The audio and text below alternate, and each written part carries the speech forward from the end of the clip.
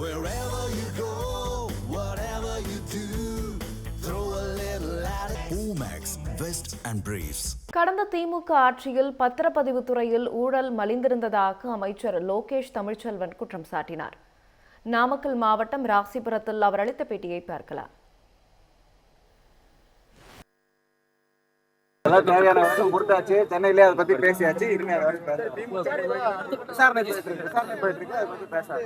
அருகில இருக்கிற ஆபீஸ்ல இருக்கிறவங்க இன்சார்ஜா போடாம தூரத்துல இருக்க தொலைதூரத்தில் இருக்கிறவரை பணியமர்த்தி அதுதான் அது அப்பாயின்மெண்ட் ஆபீசரையும் நாங்க விசாரணைக்குள்ள கொண்டு வந்துட்டோம். விசாரணை முடிவுல தான் என்னன்னு தெரியும்.